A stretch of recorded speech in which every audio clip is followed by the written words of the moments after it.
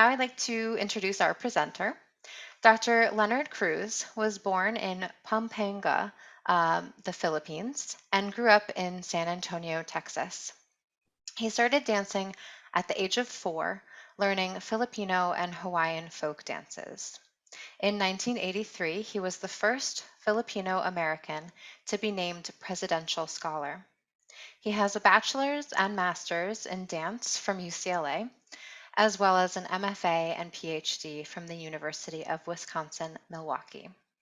Cruz has worked with internationally renowned choreographers like Robert Wilson, Kai Takei's Moving Earth, Shapiro and Smith Dances, Sally Silvers, and 5 years with Bill T. Jones / Arnie Zane and Company. In Germany, he was a guest with Pina Bausch in Wuppertal and a member of the Folkwang studio. He presently is an integrative health and mindfulness coach and is director of Leonard Cruz Tons Theater. We are so thrilled to work with you again. And with that, I hand it off to you. Thank you, Maya. So we're going to start right away with a meditation.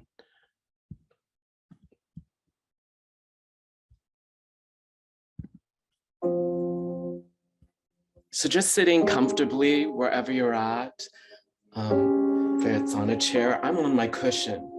So I'm on the floor with my cushion, and place your right hand on your heart and the other hand on any object nearby so that you're comfortably touching. So I'm touching my cushion, and you can either have your eyes closed or gently open. And let's take 3 deep breaths in through the nose and out through the nose. Again, deep inhalation through the nose and out through the nose.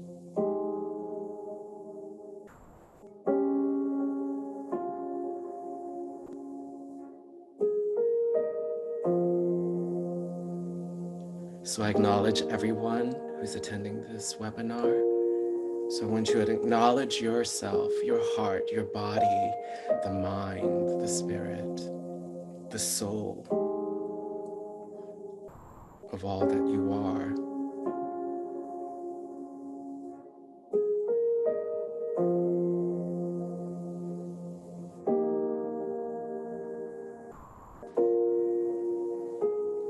So that free hand that's on this object, I want you to acknowledge the essence of the spirit of someone that created, the craft maker that created this object for you.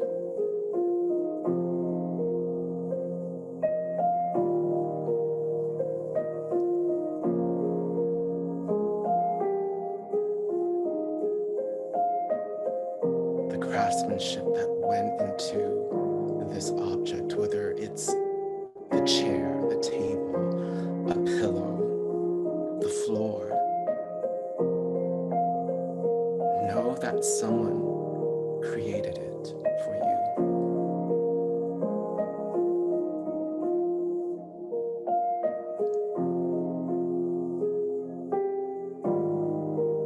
And now, how do we acknowledge the material of what was used in this object that you're touching? Is it cotton? Is it plastic? Is it metal? Is it wood?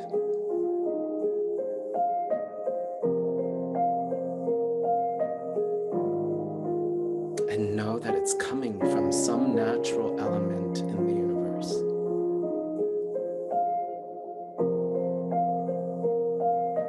Taking inhalations through the nose and out through the nose.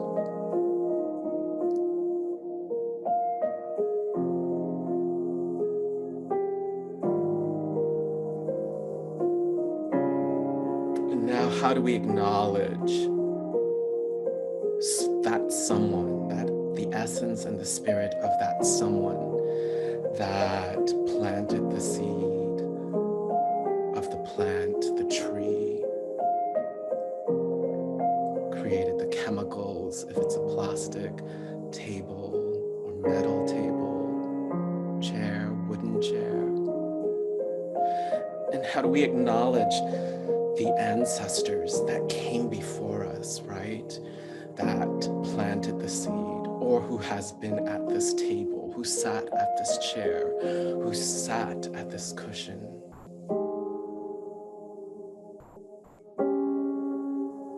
Let's acknowledge their essence and spirit.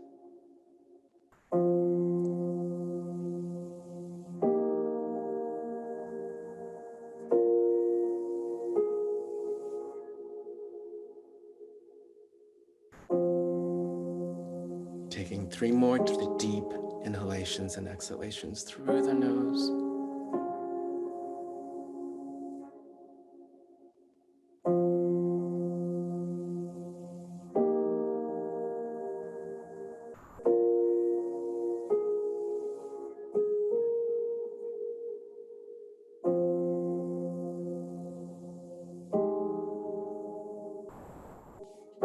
So thank you. Let me stop the music. So the next slide, please, Maya. Thank you for letting me lead this meditation.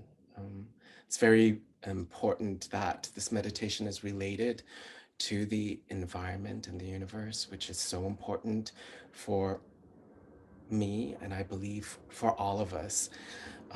And especially because it's stemming from the indigenous that exists within my ancestry and the animism that is so important that we all are. I think we just don't realize it, and we're not taught to embrace the animus that we all are in our lives. So Maya stated that, gave an introduction. My father is from Pangasinan in the Philippines, which is the northern part. I know that he had Spanish ancestry, but he spoke 4 indigenous dialects. And in the northern part is where many of the indigenous community and tribes exist in the Philippines. And it was just interesting when we moved to San Antonio, Texas. My parents were leaders in the Filipino community, American community, and Filipinos would visit our house, and my father would be able to speak these dialects with these different parents and families that came from the Philippines into San Antonio, Texas. My mother has more Asian Chinese blood. Colorism exists in my family. I always wondered why my other 2 brothers were very dark complected, as well as my oldest sister that just passed away last year. And of course, when I mean by colorism, when my mother and father moved to the United States, they really wanted us to be American. And I just remember as a child, all my 5 brothers and 2 sisters would have to wear a clothespin on her nose because my mother had said that she didn't want us to have a flat nose and try to look more Eurocentric. And as well as when we would play out in the sun, which in Texas is very hot weather, she really asked us to be careful and not stay out into the sun because she did not want us to be so dark. But this exists throughout the world, and colorism and how this plays a role. The Black diaspora exists in the Philippines. When Spain colonized us, they named islands Negros Occidental, Negros Oriental. These provinces then mean Black Oriental, Black Occidental. I received my BA and MA from UCLA, and I did this because I wanted to move away from Texas and be in Los Angeles to experience a bit of the commercial, but as well experience the global understanding of dance, which UCLA has a program called World Arts and Cultures. And then I later received my MFA and PhD. My PhD is in urban education. It's a special I'm the only one that has it under urban education, social justice, and education with a focus in the performing and creative arts. And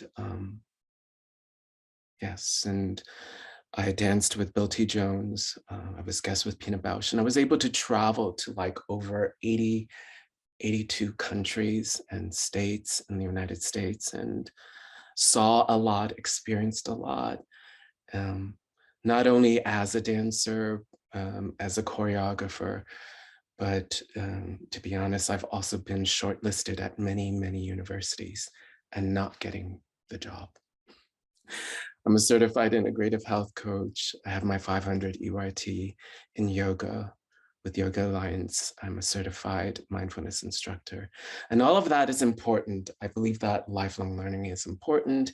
And this is where then I was able to come with this methodology I have termed, which is called Integrative Environmental Contemplative Pedagogy. I'm the founder of the Creative Arts and Resilience Project. It's a project here in Germany that supports Black, Indigenous people of color and LGBTQIA+, and special abilities and needs artists, especially in dance and theater in Germany. Okay, next slide.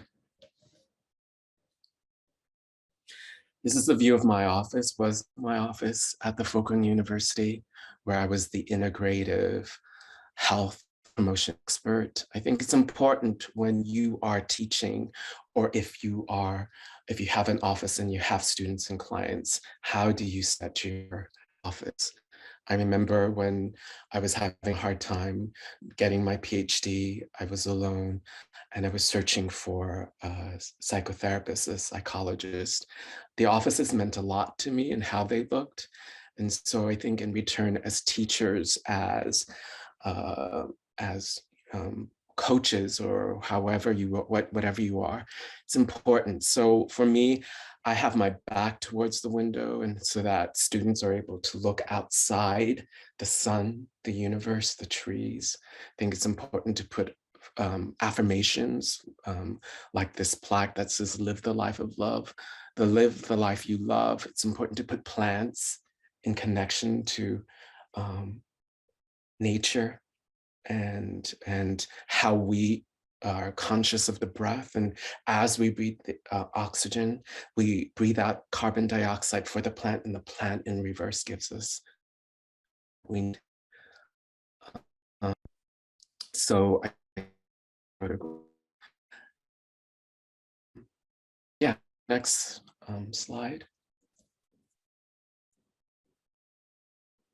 So I came up with this term, what is integrative environmental contemplative pedagogy? And so as a scholar and scientist, it's important to back up, right? So integrative comes from Duke University. When I was receiving my certification as an integrative health coach, they just this year changed the title to make it health and wellness coach. But I find integrative means the whole person in relationship to the universe. There's been lots of studies, we have departments. My last college that I was at in the United States had environmental studies, but we seldom had collaborations together. So there's studies out there, and this one in particular that I've listed here is in Europe and with other universities, and the title was Great Approaches to Environmental Sustainability at Universities, an overview of challenges and priorities. So we know this exists, right? But it sometimes feel like the contemplative practices and other departments tend to keep separate, and we need more collaboration, and we need more team teaching together by incorporating the contemplative practices, the arts, and so on and so on. So I was speaking earlier about animism, and it's interesting, a lot of white scholars speak about their experiences with Native American Indians in indigenous cultures, or the Maori culture in Oceania, and And it's about time, I think, that not everything needs to be shared by white scholars, but scholars that come um, from these cultures, and I'm one of them. And animism dated a long time ago before Spain colonized the Philippines. And even though I quote Daniel Kapper, I think this article is a pretty good one in terms of addressing animism. And what is animism? I think for me, it's being aware that everything that exists, not only human in this world, for me, I see it, as something to take seriously and to be with and know that there's an essence with where it's coming from. So, and we all do this, right? With photographs of loved ones or icons of, if I have a Shiva in the back of me because I teach yoga, and the Lord was the protector and creator of the universe, right? So it's important, why these different objects exist and why they're so meaningful for us and the essence of where they're coming from. And then we all know the contemplative pedagogy. This is just a quote from Dr. Caroline Barrett, and who's a member of ACMHE. And I just feel like connect students to their lived embodied experience of their own learning, enabling them to form richer, deeper relationships with their peers, their communities, and the world around them. Okay, so next slide. So how do we build an integrative environmental contemplative community? It's important to tell one's stories. So when you use my work, I hope you acknowledge the terminology that I've created, and tell your stories in relationship to the natural elements that I will give you, and be authentic about these natural elements, because we've all these natural elements in our lives, and share it with us so that they then have a connection of where you're coming from, both as a contemplative practitioner and being an eco-warrior within the environment, empowering one another mentally, physically, and environmentally in a safe and transparent manner. So that's just really being authentic and being mindful to who you are and where others and the others that you are sharing this work. Celebrating all life in a larger than human world. And I think this is crucial and the most important of this work that I do, stemming again from animism. Making meaning, this is a little bit more the scholar aspect and connection of our minds and bodies and our attitudes with each integrative environmental space.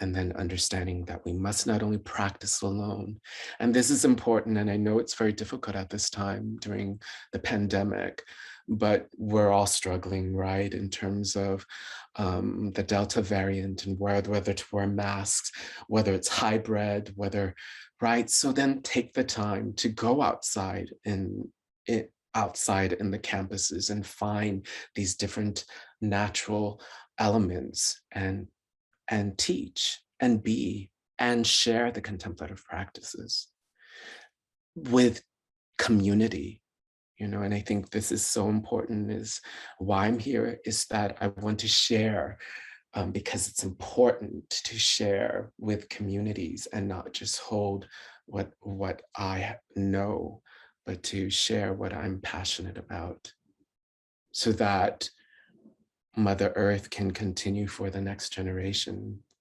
to be able for us to live in. Okay, the next slide. So I had said that I have a 500 EWA RYT instructor, which in yoga, and I've practiced yoga 30 years. I really, when I started, I had no understanding about it. I just felt like these were just postures that I just moved into. And I felt like I wanted to dance. And what was this all about? And doing these stretches and postures. But then after a while, I delve deeper into the understanding, as well as where this practice is coming from India and the Sanskrit words. And so the hand, if you raise your right hand, they have, they they are the 5 elements, and we are also created within our bodies, these 5 elements. So fire is the thumb in Sanskrit, that's Agni. The pointing finger, index finger is air, and that's Vayu. The middle finger is space, Akasha. The ring finger is earth, and that's Prithvi. And the pinky is Yal, and this is water. And we'll do a meditation with these 5 elements. And with these 5 elements, I've created this integrative environmental contemplative based it on these 5 elements. The next slide, please, Maya. So the first element are, so here's the interactive part of this webinar. Use chat to name different bodies of fire or where you can find fire. So I'm asking of you, if you can please write in chat, name different bodies of fire or where you can find fire. And then reflect of places of where, or areas of where we can find fire that exists on and near your campus and our community.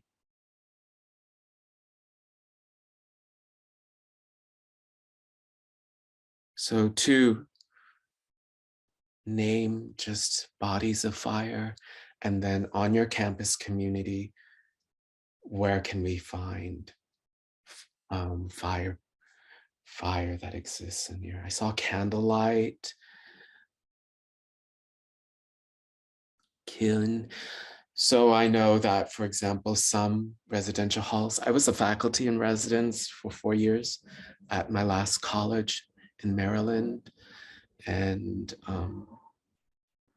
I know residential halls have fireplaces, which I think are beautiful during the wintertime, to be able to sit with students and look at fire, or do an exercise of name a traumatic moment that you want to release and let go, have them write it on a piece of paper and throw it into the fire. So you release that out and let that burn and be able to continue.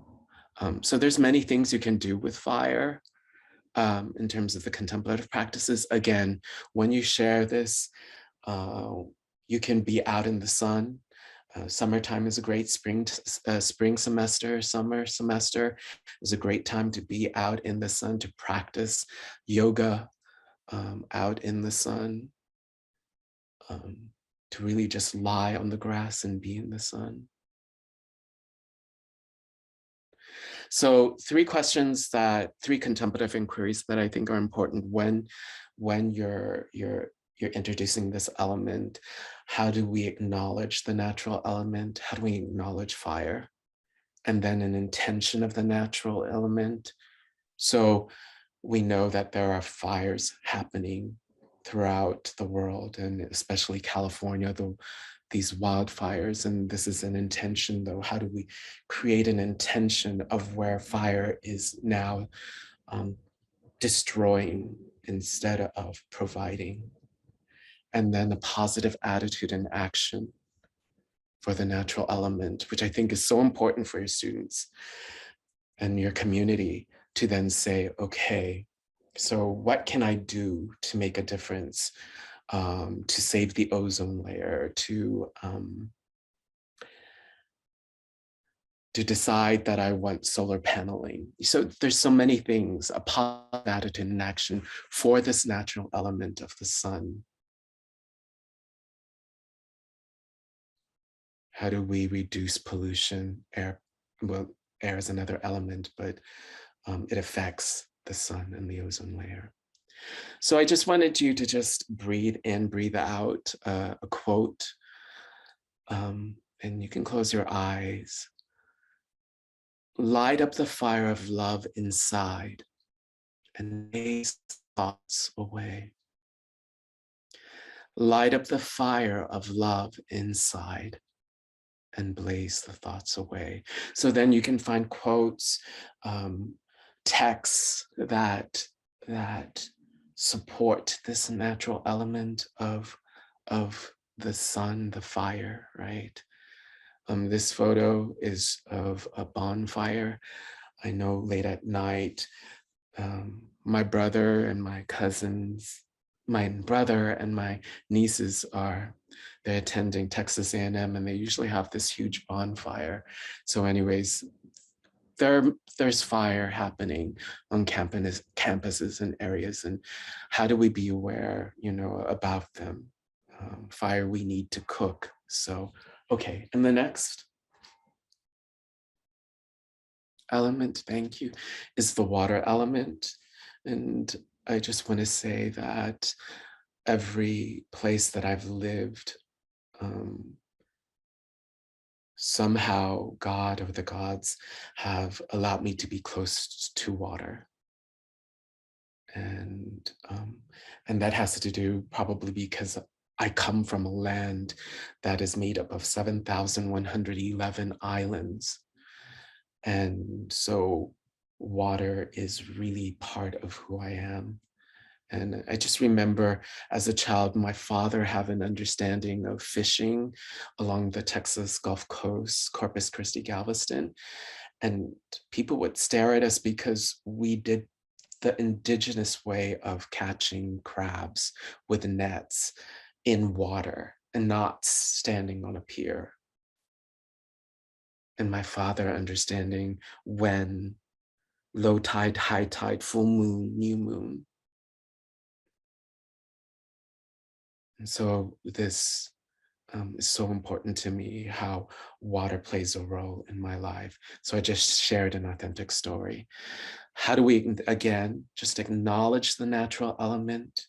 We say that water's purifying, it's cleansing, right? And then the intention. 3 weeks ago in Germany, my house and the neighborhood around us had floods.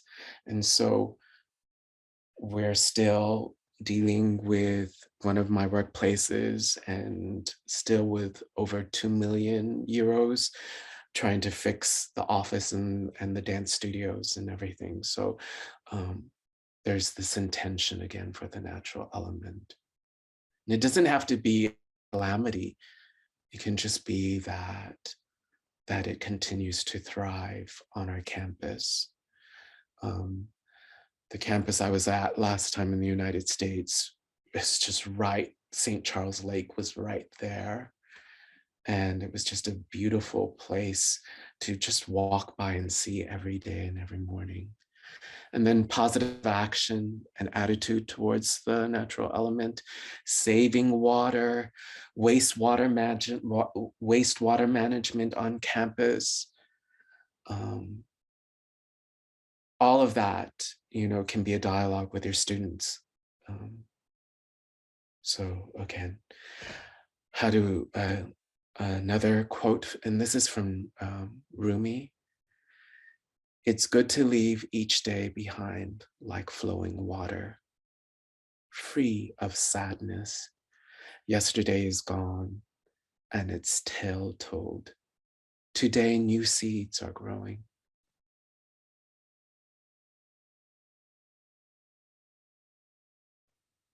Okay, so the next element is the air element. I didn't even say write in the chat for the last one, but it's okay. how name different bodies of where fresh air wind is prominent in the chat, and reflect of places, times of where fresh air wind takes place on and near your campus and or community. So if you can write that in the chat box.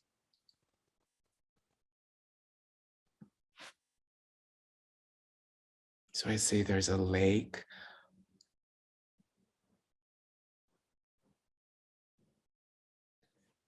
So I just have to say, you know, the campuses that I've visited, whether it was in residency with Bill T. Jones or Arnie Zane on tour, or whether it have been shortlisted at these colleges and universities, not only in the United States, but throughout Europe and Asia, these architectures really kept in mind not only the buildings, but the surrounding natural environment. And I think this is important to acknowledge the beauty of the settings of where these campuses are located. And so I feel like hills, mountains are beautiful places to do sitting meditations and feeling the air and the wind. I feel like fall, winter, you can feel cool wind, spring sometimes as well. Again, so storytell one's authentic personal experience with air. So I was just saying mountains. As a child, I just remember my 5 brothers and 2 sisters in a Chevrolet blue station wagon. My father and my mother drove from San Antonio, Texas, all the way to New York City. And I had an aunt that was a professor at the University of West Virginia in Morgantown.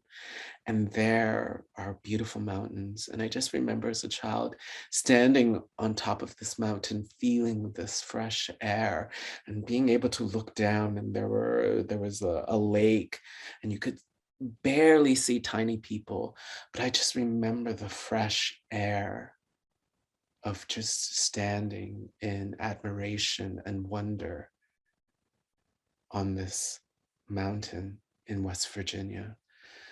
Something that we don't have so much in South Texas. Again, 3 contemplative inquiries: acknowledge the natural element. First, tell your story, then acknowledge the natural element. Air has a lot to do with the breath.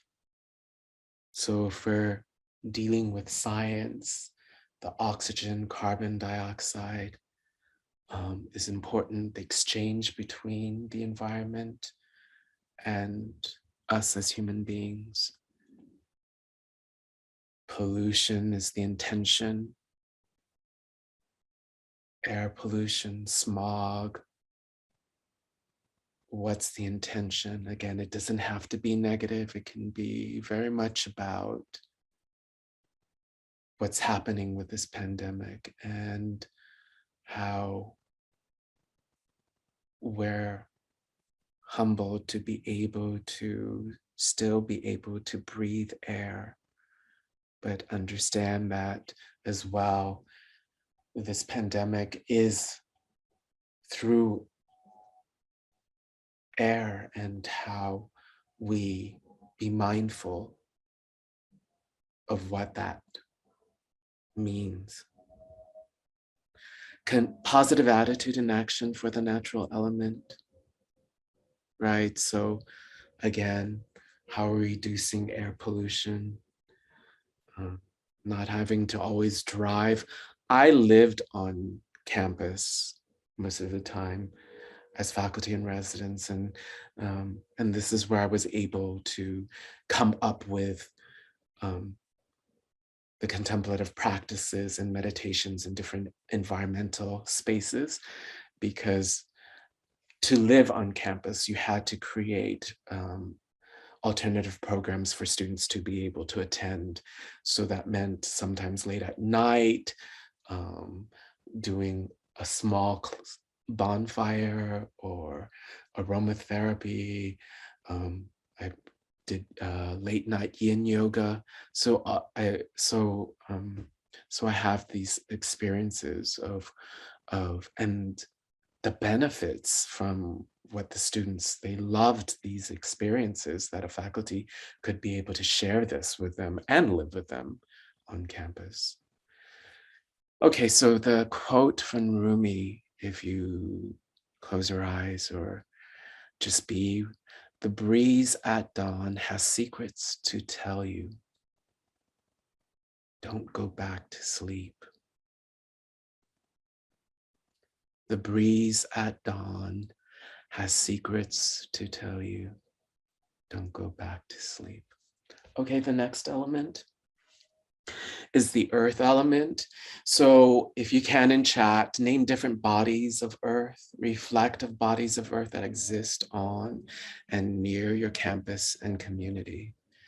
If you want, you don't have to write, but I think like grassy areas, sustainable gardens that students and faculty have harvested and created. Earth elements, the forests, if there's any forests nearby with lots of trees. These are all bodies of earth. It says here, forests in the Sandia Mountains. And there's a Filipino myth where a devata, a goddess in the southern part of Mindanao, dances in an earthquake in a forest where the trees are falling. And this dance is called Sinkil. And she's doing intricate handwork. And she's dancing through the bamboos while the forest trees are falling in this earthquake. And she doesn't die because she's a fairy and she's strong and she knows who she is and how to survive.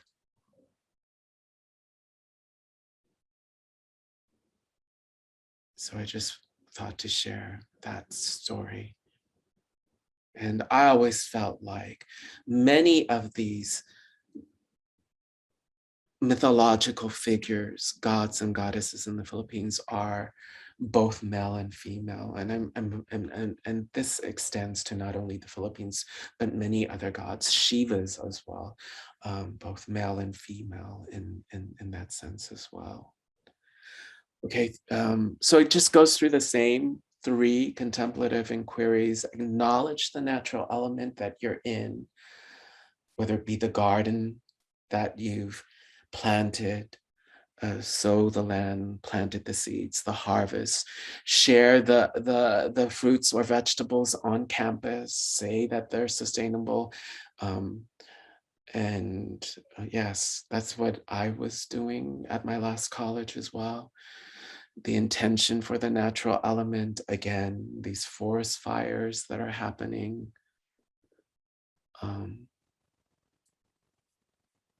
The destruction of forests, right? Waste of paper. And then taking a positive attitude and action for the natural element.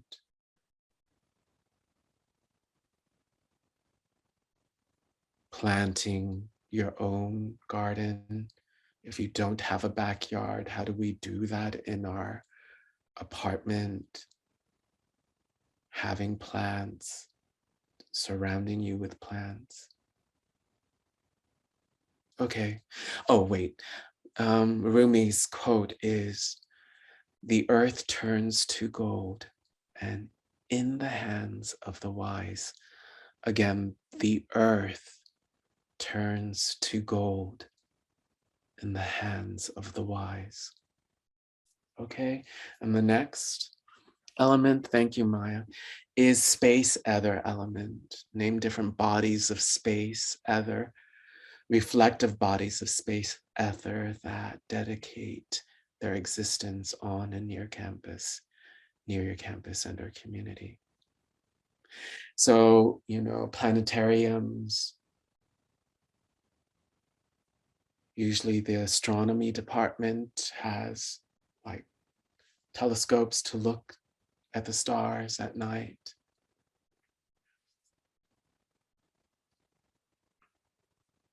I see our campus is surrounded by forests, I think.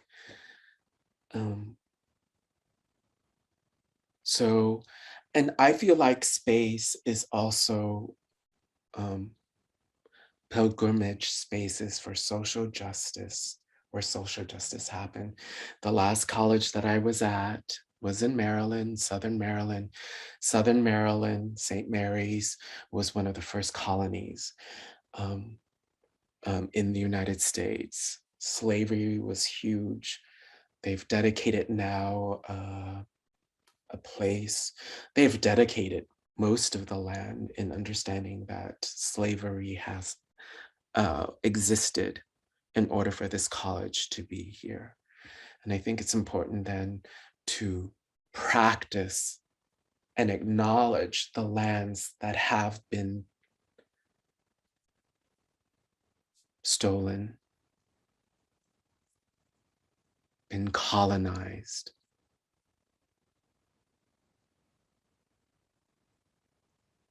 for us to be here today. And that's for me about space. Space is not only what we see in the universe, out up into the sky in the universe, but it's very much about our ancestors. In many indigenous cultures, the stars are our ancestors. So that means ancestors before us that allowed us to be here today. So pilgrimage to social justice spaces, the African American Museum, the Jewish Museum, museums as well.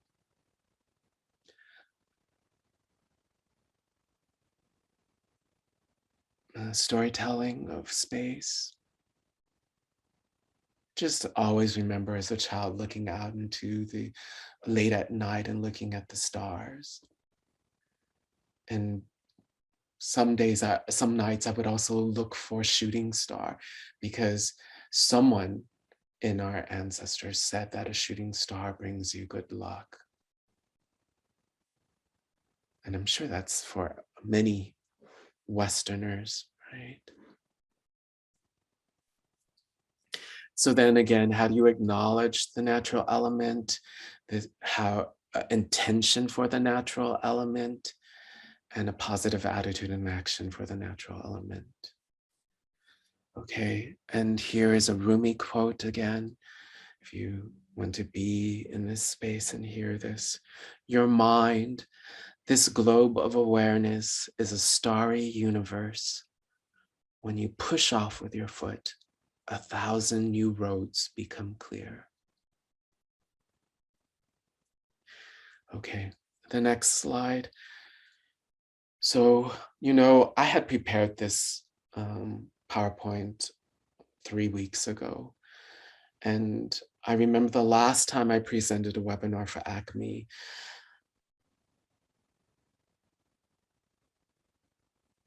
it was a little bit right after January 6th, and I was in turmoil of what was happening with the White House.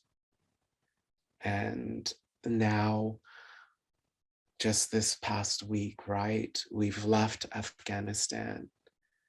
And how can we hold in our hearts the people of Afghanistan?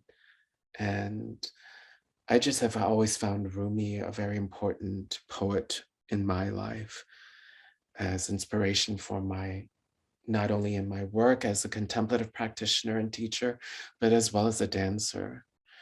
And so Rumi, Jalaluddin Muhammad Rumi was born in Afghanistan, is an important Persian poet, was born in 1207. And what's inspirational for me is that he passionately believed that music, poetry, and dance is a path for reaching God. And I love the spiraling, you know, the spiraling of the dervish, right? I also, me as a dancer mover, I love spirals in space and to move in spirals. So I just wanted to acknowledge Rumi as well as Afghanistan and the people in Afghanistan and what's happening right now. Okay, and that's it, right? So please acknowledge me. You know, I always say, you know, even though I received my PhD, I don't think like all research is about writing. It's about being. And how, as Eurocentric white academia scholars start to embrace what cannot be written but needs to be experienced.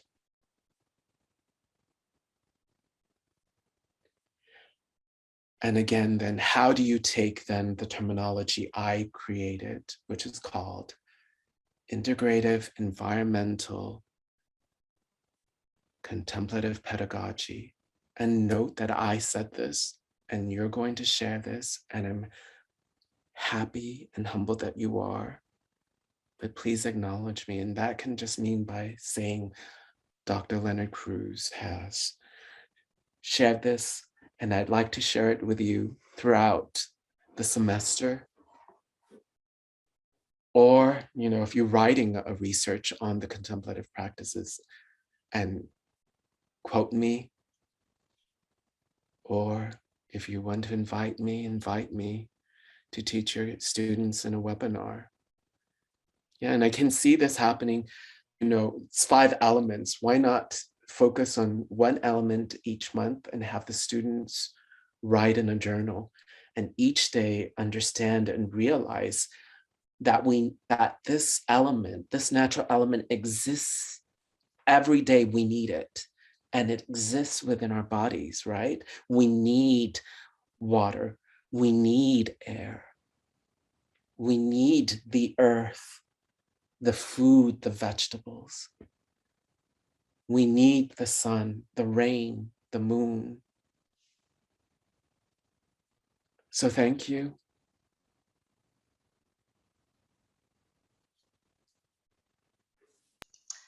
Thank you, Leonard. I don't know if you wanted to, we still have about 9 minutes, so I don't know if you wanted to open it up for any Yeah, please, questions. please do. Great. Okay. Yeah, so folks can feel free to go ahead and unmute themselves to ask their question out loud, or you can also use the chat for this.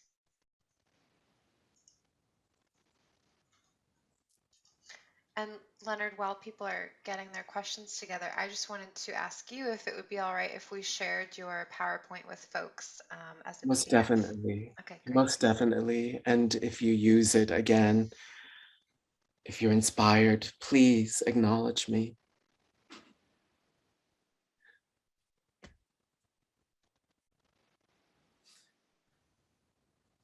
A lot of gratitude coming through the chat. Thank you. And I know it's a busy time.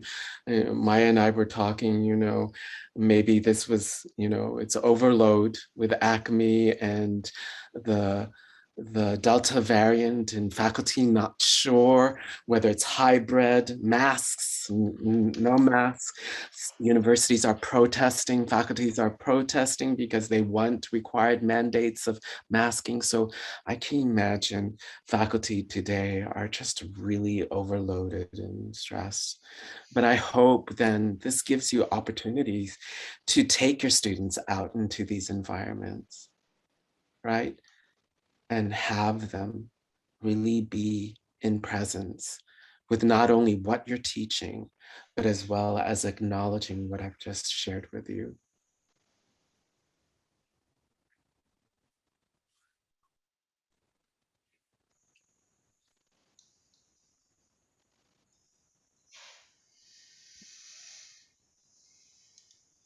Can you share with us a story? I see something in the chat, or I don't know.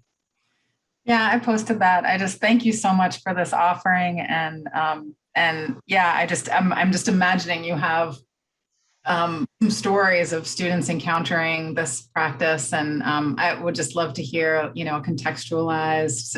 Yeah, if there's any particular thing you'd love to share about a student experience, I'd be happy for that. No, it's just amazing that there are students who really are engaged and want to practice late at night yin yoga, right? And how that has allowed them to be very calm, to be able to sleep at night, and to be able then to do the scholarly work that demands them to do well. And for them to then come to me after their senior year, their fourth year, and say, I just, without your yin yoga practices at 10 in the evening, I don't know what I could have, or, just the beautiness of like spring and summer there's a huge green courtyard facing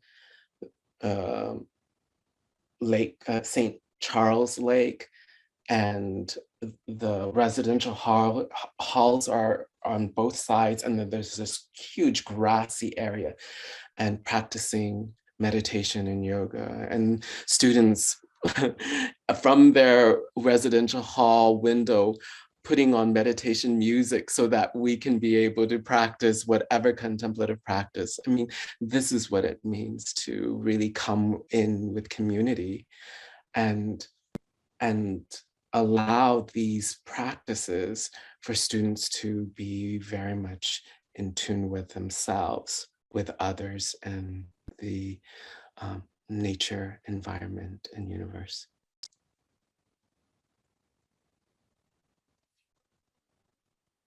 In my coaching as integrative health promotion expert at the Folkwang, it's a performing arts university. So the contemplative practices have allowed them to be able to be calm. I mean, there's lots of stress for artists to have to perform and to audition and perform for others. And this younger generation no longer, when I was studying dance, we didn't have cell phones. So it was just like rehearsing, talking, rehearsing, and going back when we had a break, it was still rehearsing and talking about the movement. But students today, they go straight to their cell phone, right? To see what messages or mail did they have. And I think sometimes just bringing awareness of how do we stay still, and how do we acknowledge the breath if you're singing or playing an instrument that is wind that needs. How do we acknowledge? And they start to cry, or they start to find space within themselves, within connection to the universe, that it changes the way they perform, that that most professors aren't teaching them. So those are stories that I think are important to share.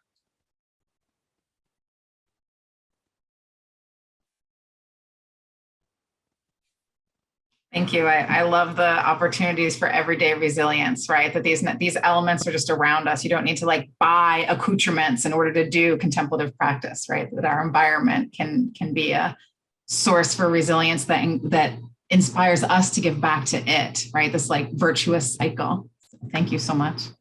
Right, and we take it for granted, and this younger generation takes it for granted and forgets that it's there, but it's also so special and needed in order for us to live and be together as community with nature, with our objects that we cherish, right? So I think it's important, if you have photographs of your pet or loved ones, we do that because they give us the energy. We understand the support, right? Okay, the paper, the image, right? Or why we have, I remember as a child, you know, my father sat at the end of the table, and why is that so, right? Why, you know, I think it's important. Who has sat at this table? My furniture all came from the Philippines. So you see the bamboo, you see the weaving of the bamboo. And I was just amazed. And my mom still has this furniture. And I'm still amazed of the craft and the natural resources of bamboo and the wood coming from the Philippines, and knowing that it's coming from the land of where I was born, I think is so important. Thanks, Leonard. I do see one more or maybe two more questions in the chat. Maybe we can get to both in this last minute-ish. So the first one that came in was, have you worked with labyrinths or for contemplative practice? This person asked because you mentioned pilgrimage and spirals. Yes, and so, you know, the university, at the Folkwang University here in Essen, Gymnasium, see, it's also important to understand what happened within this university before it existed, right? So I talked about this college that I was at, which I don't want to name, but I'll say it, St. Mary's College of Maryland. It's on land that slave plantations were, right? And it's important to acknowledge that. So the university that I'm at in the Folkwang, it was a prison and a seminary before it became a university. So then how do we acknowledge all that, right? And in the middle of there's a courtyard made of cement, and in the middle of the main campus, is a brick layered. And no one to this day acknowledges is that this is a labyrinth. And I'm telling the students, you know, just walk from the edge and you're just walking, and the bricks are layered in a circular labyrinth path. And I was just thinking maybe this was for the seminarians, the priests, to be able to do this before. Or maybe it was for the prisoners before, you know, that needed to be able to just walk.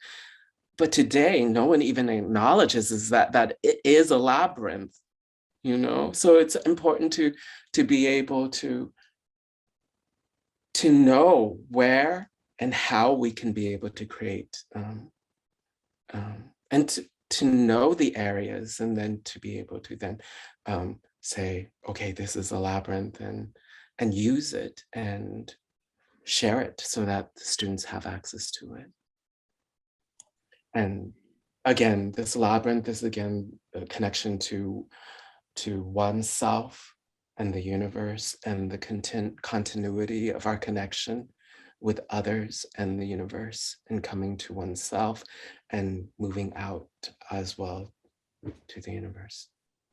I hope that was helpful. Very helpful. Thank you very much. I'm trying to convince my university to build a labyrinth and wisdom garden. And the idea of the 5 elements, I think, touches on things I'm trying to achieve. So thank you very much for that. You're welcome. Thank you, Leonard. So if there are no other questions, I think we'll close for today, although I'm sure we could all listen to your stories for much longer.